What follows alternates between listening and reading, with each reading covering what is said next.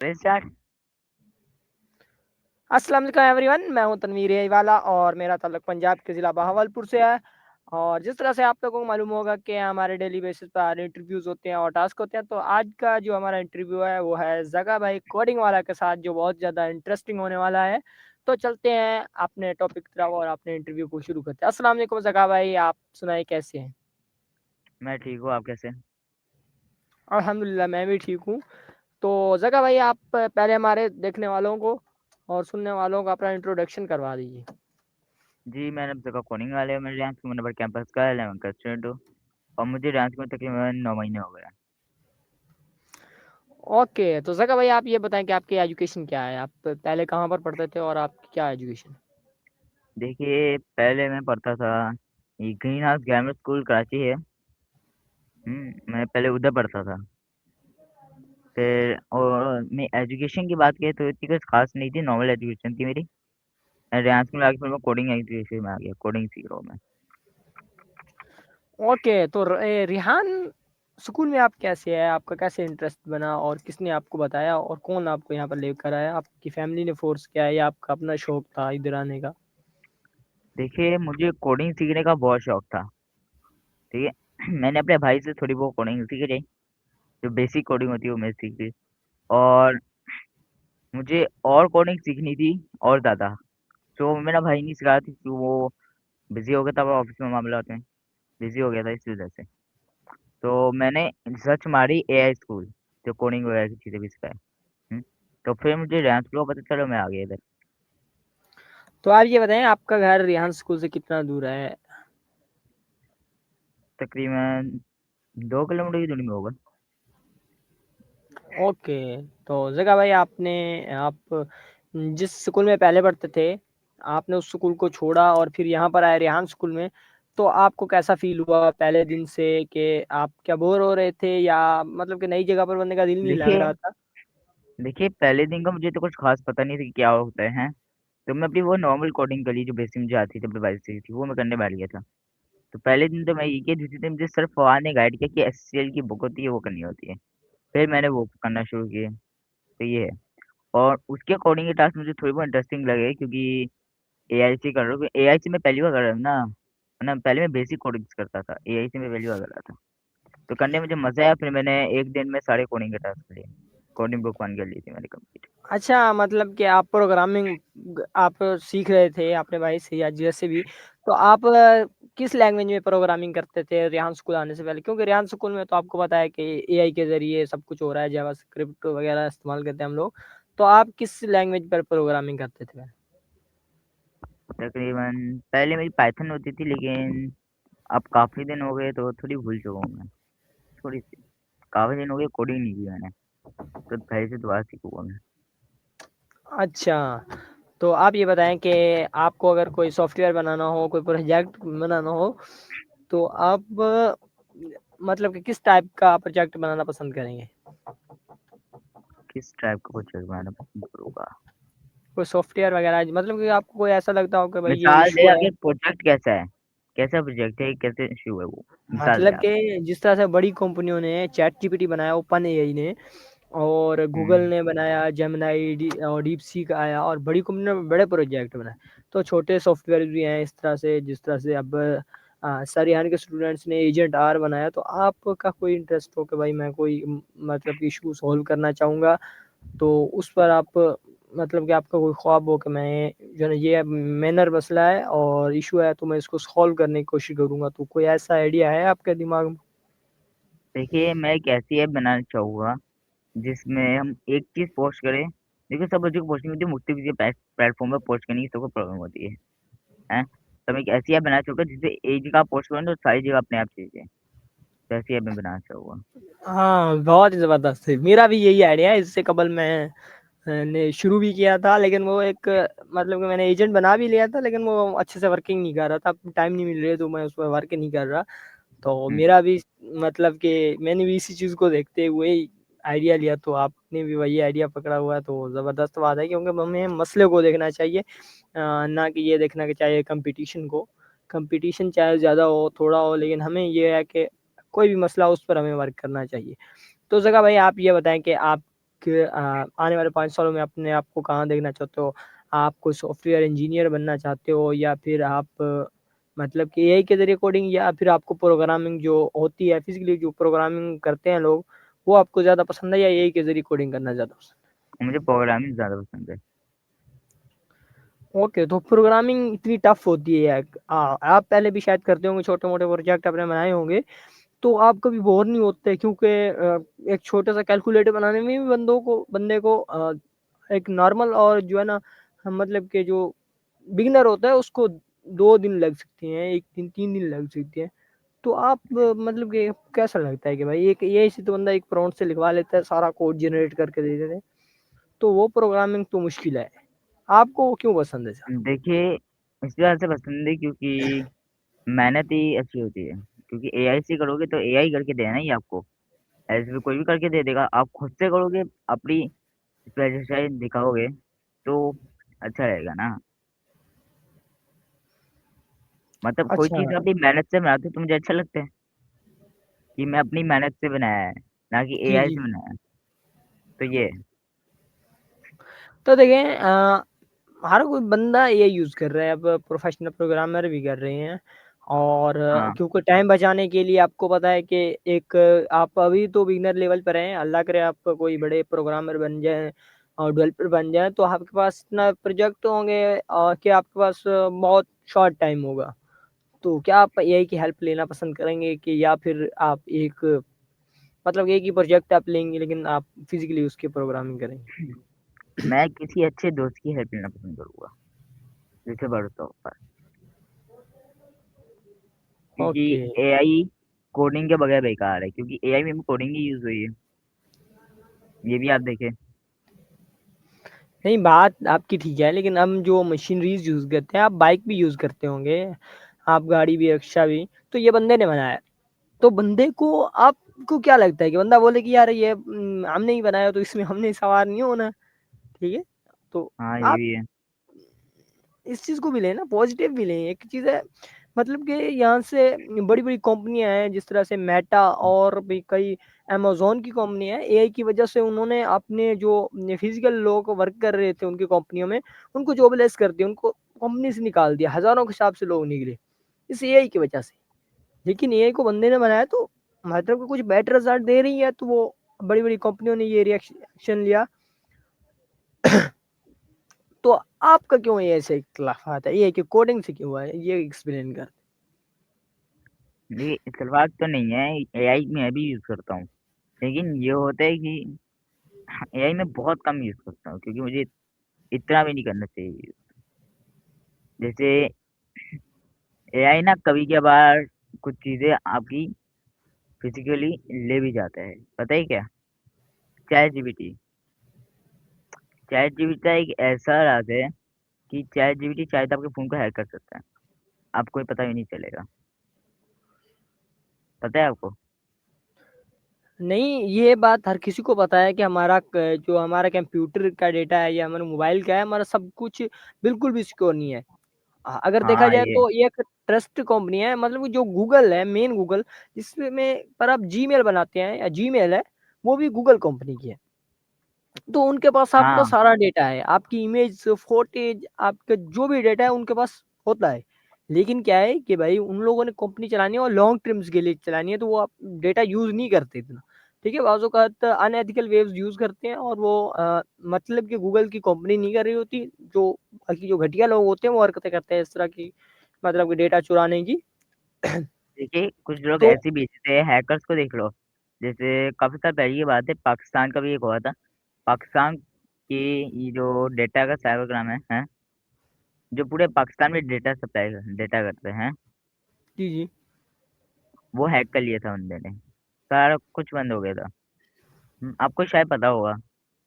हुँ, तो फिर ये आर्मी वालों ने कुछ एक्शन नहीं ले पाए, क्योंकि उसका पता ही नहीं चला कहाँ पे है।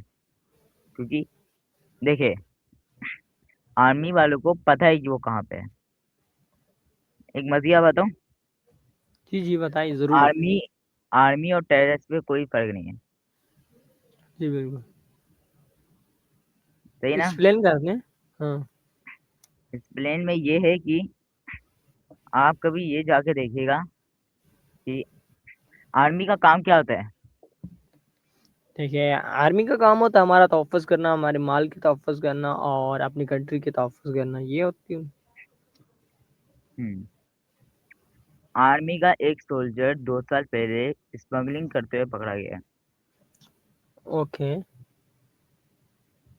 हम्म। और ये आर्मी वालों ने नहीं पकड़ा, पुलिस वालों ने पकड़ा उसे। तो ये भी तो देखे ना, फिर पुलिस को आर्मी भी पकड़ रही होती है। खामियां आप दूध से धुला हम बोलेंगे पाकिस्तान में या पूरी दुनिया में भी दूध से धुला कोई नहीं मिलेगा। हाँ। ठीक है ना? तो आर्मी में ये हम कह सकते हैं कि भाई 98% चांसेस होते हैं कि वो बंदे मतलब कभी कभी गद्दारी नहीं करती, लेकिन 2% क्योंकि इंसान के अंदर एक किस्म का मतलब कि एक होता है वो, हाँ होता तो है। कहीं ना कहीं उसको वो चीज मतलब कि तंग कर रही होती है कि मैं अब कुछ करूं, ऐसा गड़बड़ करूं, गद्दारी करूं। क्योंकि शैतान बंदे का खुला दुश्मन है और वो पूरी कोशिश करता है बंदे को वर्गलाने की। ठीक है, हाँ तो सही है। कुछ कमज़ोर लोग होते हैं जो फिर बोलते हैं यार बस मतलब कि माल आता है, ये होता है, वो होता है यार, मतलब कि मेरा कोई नाम बनता है, तो कुछ नाम बनाने के लिए कुछ हैकर्स होते हैं, यानी कि अनएथिकल लोग होते हैं जो देखिए मतलब कि जिस तरह आजकल से लोगों डाकू को, होते हैं कुछ। बात सुने, आजकल लोगों को वतन से नहीं सिर्फ पैसे से प्यार है। ये भी देखिए आप। हम्म। हाँ, देखें, पैसे से तो हर बंदे को प्यार है, ऐसी बात तो नहीं है। हाँ। वो दुनिया में कहीं किसी भी कोने में हो, पैसे से तो पैसे की ज़रूरत है, मतलब बेसिक ज़रूरत ही पैसा है बंदे की, ठीक है? हाँ। और हर बंदे का गोल ही पैसा होता है। ये। लेकिन लेकिन उसके साथ-साथ कुछ लोग होते हैं, जिस तरह से कुछ डाकू होते हैं, तो डाकू का काम होता है लूटना, लूट कर अपना ले जाएँ, जो कुछ भी होते हैं, जिस तरह से हैकर भी होते हैं। तो लेकिन कुछ लोग होते हैं वो सोशल मीडिया पर मतलब ये कर रहे होते हैं कि भाई मैंने इसका अकाउंट मैंने हैक किया था और फलाँ जगह पर डाका मैंने मारा था, फलाँ को धमकी दे दी। तो ये भी होता है, बंदे के अंदर एक किस्म का ये होता है, मतलब नफ्सियाती मरीज़ होता है कि बंदा मैं फेमस हो जाऊँ ये। तो बंदा हम्म। मतलब कि डिफरेंट रीज़न के लिए बंदा जो है ना अनएथिकल वेव्स इस्तेमाल करता है। तो इतनी बड़ी जो कंपनियाँ हैं, मेरे कहने का मकसद है गूगल हो गया और ओपन एआई और जो भी मतलब कि ग्रोक हो गया, चाहे देखिए एलोन मस्क जो है ना वो बंदा, हम लोग कहेंगे भाई वो बंदा अच्छा है, वो अच्छा नहीं है। हर बंदे को पता है कि वो बंदा बदमाश किस्म का थोड़ा-सा, ठीक है? हाँ, हम्म। तो हम मुसलमानों को खिलाफ भी हो सकता है, जो भी हो, लेकिन हम हमें उससे मतलब नहीं है, उसके चीज़ों से मतलब है, क्योंकि हम अपनी चीज़ों को आसान कर रहे हैं। ग्ok कोडिंग में मेरे ख्याल में जो मेरा एक्सपीरियंस है, जहाँ तक मैंने इस्तेमाल किया, गूगल एज स्टूडियो तो अभी आया है और बाकी जो चीज़ें आई हैं। इससे कबल अगर मैं छोटी-मोटी गेम्स वगैरह बनाता था 3D, तो मैंने डीपसीक को भी यूज़ किया, उस वक़्त जेमिनी को भी यूज़ किया, चैटजीपीटी को भी यूज़ किया और ग्ok को भी यूज़ किया। तो मतलब कि एक मेजर फ़र्क मुझे नज़र आ रहा था ग्ok की कोडिंग में और बाकी चीज़ों की कोडिंग। वो अच्छी कोडिंग कर रहा था। तो ये हमें भी है। हम ये देखें कि भाई वो एक अंग्रेज़ का ये है और उसको अंग्रेज़ ने बनाया है ग्ok को, हाँ, या मतलब कि ट्विटर को, जो भी प्लेटफ़ॉर्म है, तो और किसी बंदे ने बनाया तो मैं इसको यूज़ नहीं करूँ, ये रीज़न तो नहीं बन सकता। ये भी है। अच्छा, आप ये बताएँ कि आप अगर आपको कभी आउट ऑफ कंट्री जाने का मौका मिले, तो आप कौन-सा कंट्री चूज़ करेंगे? मैं कौन सा कंट्री यूज करूँगा।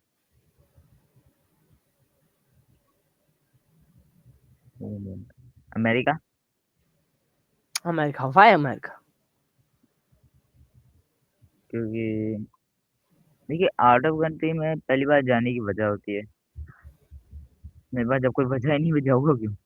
ये भी नहीं, है। बात वजह होती है, भी लोगों को शौक भी होता है, क्योंकि मैं आप वैसे ही थोड़े मैं घूमने जाने की बात कर रहा हूँ ना, घूमने चला वही गया तो बात ठीक है, अमेरिका कर लेते हैं। कर लेते हैं, मतलब कि ये नहीं है, ख्वाहिश नहीं है कि भैया अमेरिका जाना, फलाना जाना, फलाना जाना, क्योंकि बंदे क्या होता है कि वहाँ पर जाकर मेरा मैं भाई ये जाके आ चीज़। चुका है।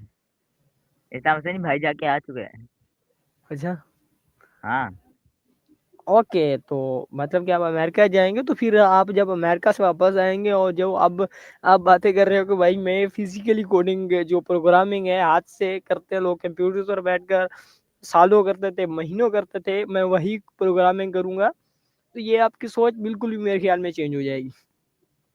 हो बिकॉज़ सकता है। क्योंकि वहाँ पर उनकी उन्होंने जो है ना टेस्ला की जो कंपनी आपने नाम भी सुना होगा, एलन मस्क की है हाँ, चाहे टेस्ला। जिसकी भी हो, तो उन्होंने एक एआई बेस मतलब कि गाड़ी लॉन्च कर दी, एक कार लॉन्च कर दी जो पहले दिन से जो है ना फैक्ट्री का जो मैनेजर था उसके घर खुद चल कर गई थी।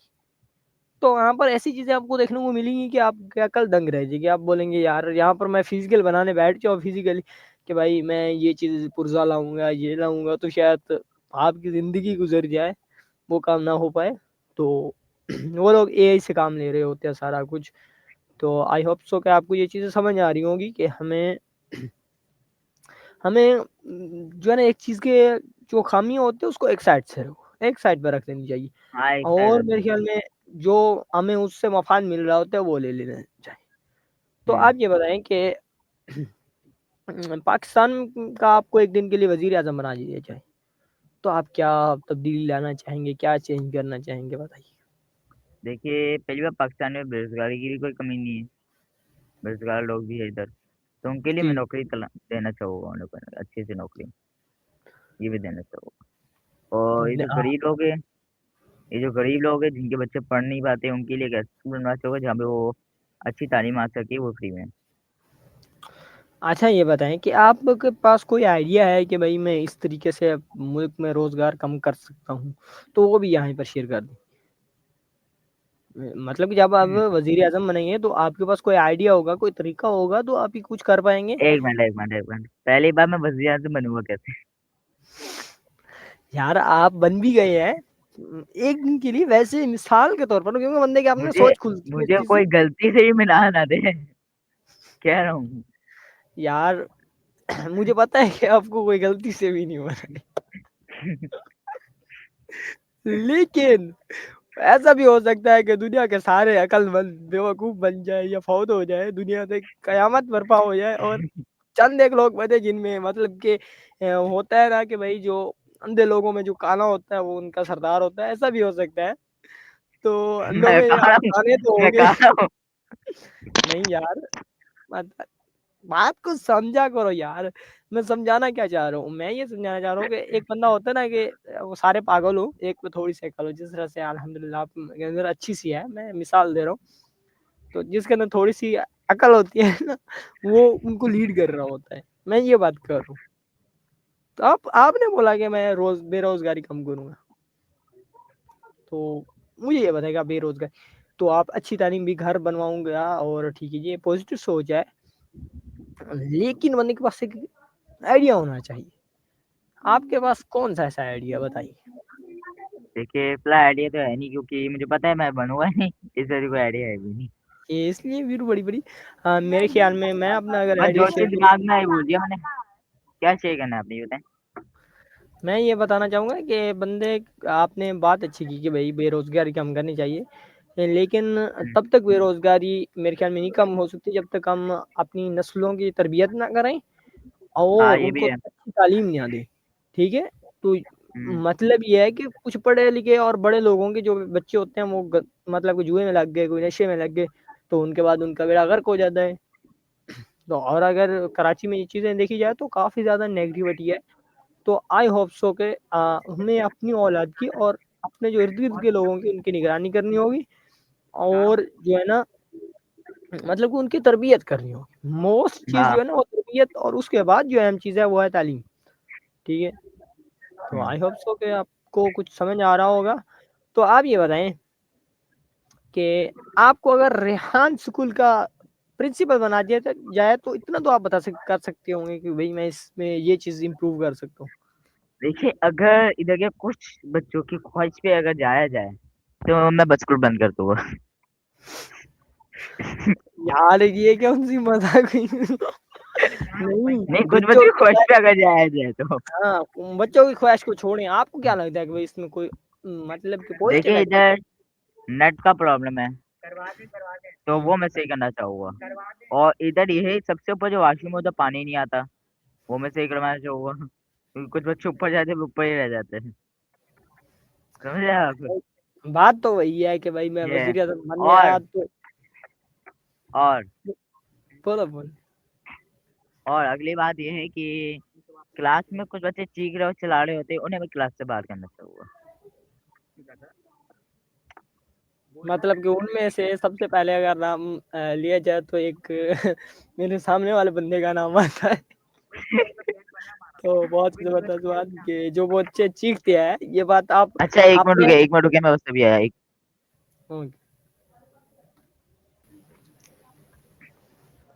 तो गाइस उम्मीद है कि आपको ये इंटरव्यू पसंद आया होगा, क्योंकि मैं ये मेरे उन चंद एक इंटरव्यूज में दिया है जिनको मैंने खुद भी इंजॉय किया इंटरव्यू के दरमियान। तो मतलब कि कुछ इंटरव्यूज ऐसे भी होते हैं जिनमें बंदा मतलब कि सोच समझ कर बोल रहा होता है, फिर जब बंदा इतना ज्यादा सोच समझ कर बोल रहा होता है तभी बंदे से अल्फाज ही नहीं आता। तो मेरे ख्याल में खुलकर बातें हुई और मेरा इंटरव्यू बहुत अच्छा रहा। उम्मीद है कि जगह भाई ने भी इंजॉय किया होगा और हमारे देखने वालों ने भी इंजॉय किया होगा। तो मिलते हैं नेक्स्ट इंटरव्यू में किसी नए गेस्ट के साथ। तब तक के लिए अल्लाह हाफ़िज़। ज़का भाई बहुत बहुत शुक्रिया कि आपने अपना कीमती टाइम दिया। एंड में कहेंगे पाकिस्तान जिंदाबाद। जिंदाबाद।